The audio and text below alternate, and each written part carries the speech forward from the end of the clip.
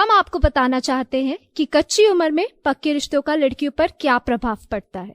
हमारे घर की गुड़िया पक्के रिश्तों में कैसे उलझ जाती है। एक गांव में दो मित्र आपस में मिलते हैं और मिलकर अपनी खुशी को कुछ इस तरीके से बांटते हैं।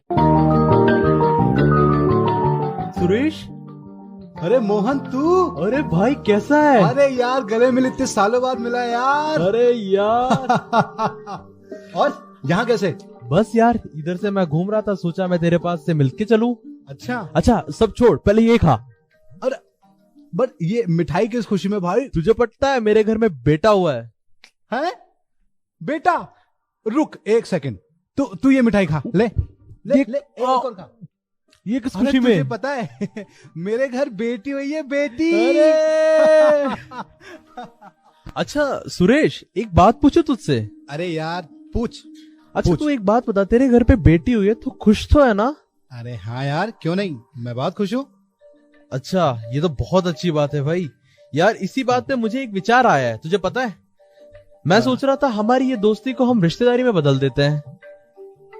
यार मोहन, वैसे तेरा विचार गलत नहीं है। और पता है मैं क्या सोच रहा था? हाँ बोल। मेरी बेटी तेरा बेटा, हाँ क्यों ना ये दोस्ती को हम रिश्तेदारी में बदल दे तो? अरे यार क्या बात कही तूने। फिर तो बनता है ना एक एक लड्डू। हाँ भाई ये ले खा तू भी खा। हाँ सुन।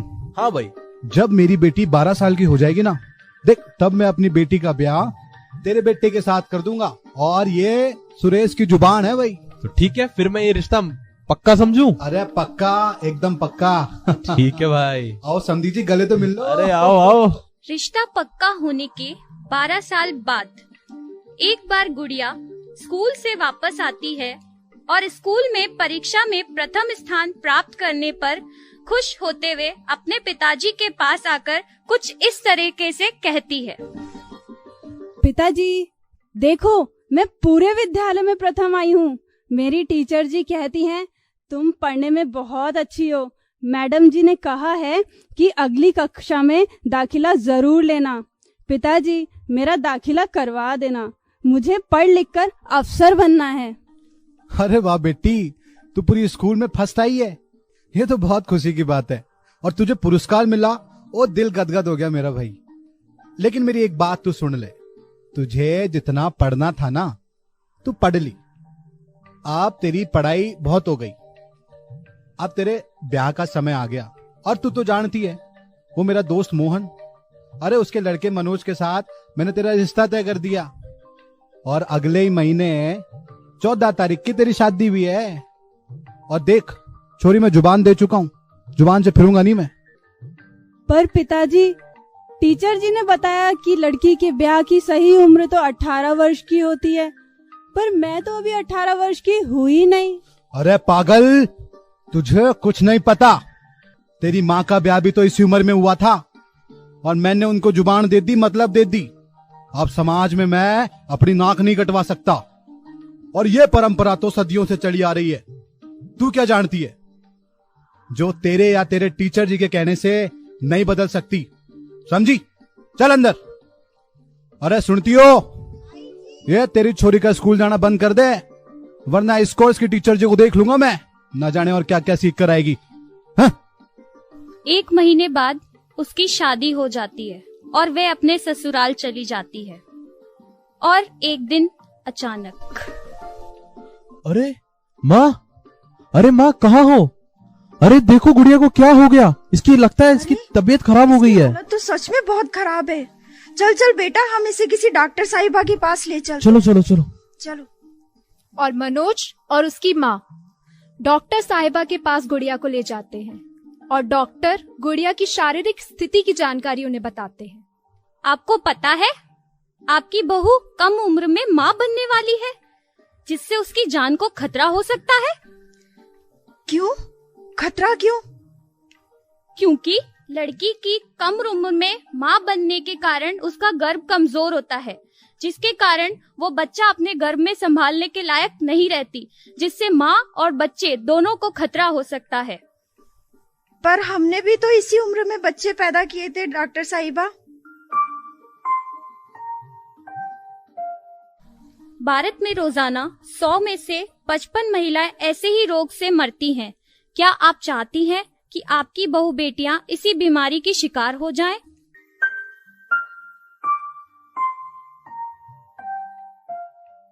इतने में गुड़िया के माता पिता अस्पताल में पहुंचते हैं और अपनी बेटी की स्थिति की सूचना डॉक्टर से लेते हैं।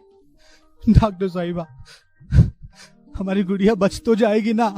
ये प्रश्न भाई साहब आपको कम उम्र में शादी करने से पहले सोचना चाहिए था। आप अपनी परंपराओं को मानते मानते अपनी बेटियों को खोना मंजूर करते हैं। गुड़िया के पिताजी रोते हुए गुड़िया की कही हुई बातों को याद करते हैं, जहाँ गुड़िया उनसे बोलती है, पिताजी मैं तो अभी छोटी हूँ, मुझे अफसर बनना है, मुझे ब्याह नहीं करना, ये मेरी उम्र नहीं है।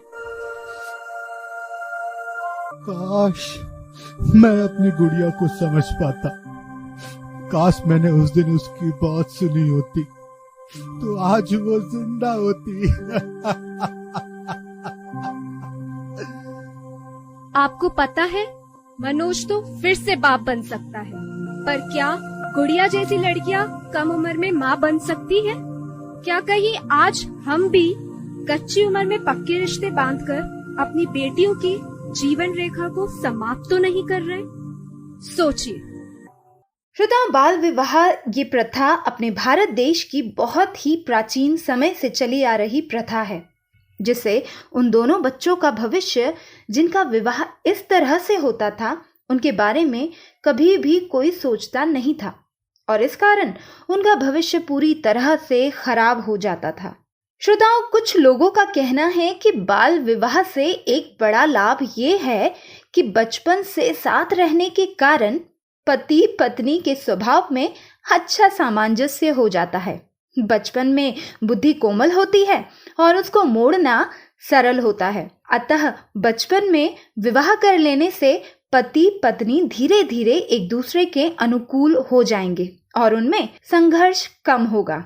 बाल विवाह के पक्ष में लोगों का ये भी कहना है कि इससे समाज अनैतिकता और भ्रष्टाचार से बचा रहता है। बालक बालिकाओं में साधारणतः 14-15 वर्ष की आयु में काम वासना जागती है। इस वासना की समुचित तृप्ति न होने के कारण ही समाज में अनैतिकता, व्यभिचार और भ्रष्टाचार फैलता है।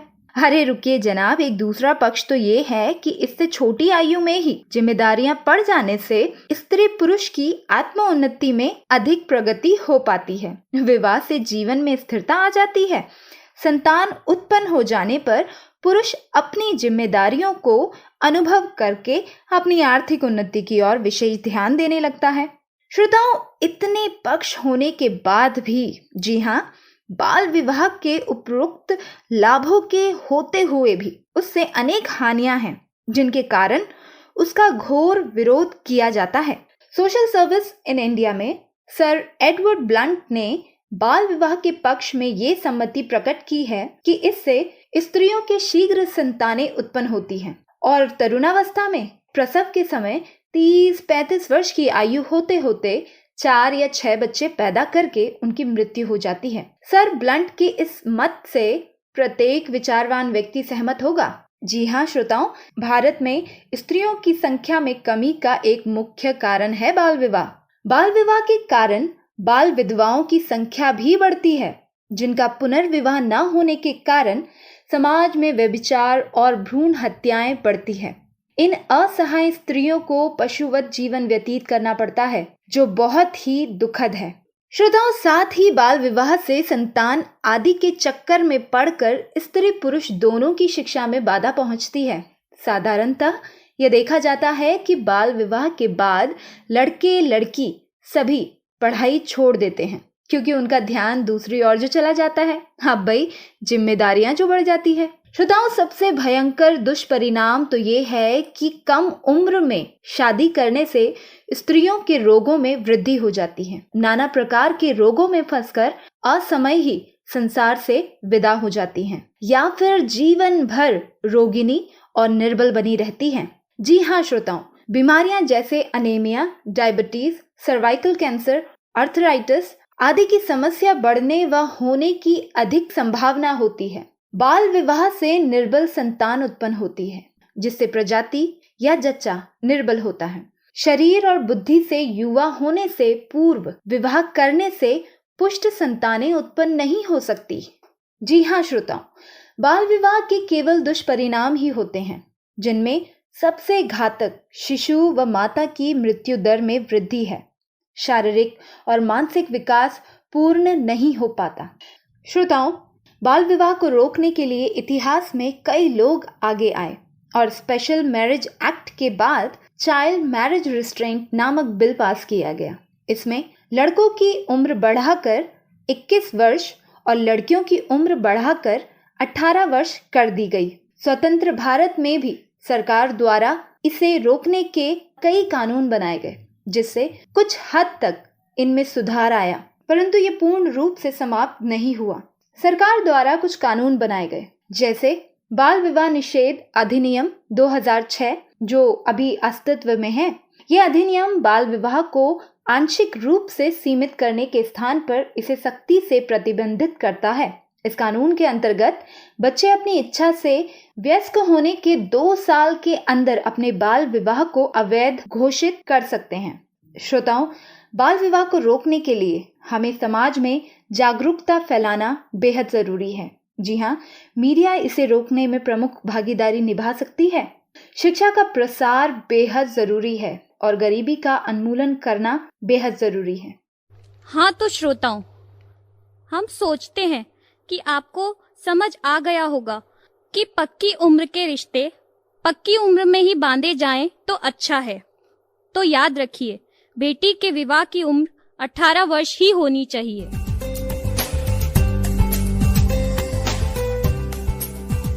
तो श्रोताओं, हम आशा रखते हैं कि हमारा ये कार्यक्रम आपको पसंद आया होगा। आप हमसे जुड़ सकते हैं फोन के माध्यम से भी। आप हमारा नंबर नोट कीजिए, जो कि है 8826224477। जी हाँ, 8826224477। नमस्कार।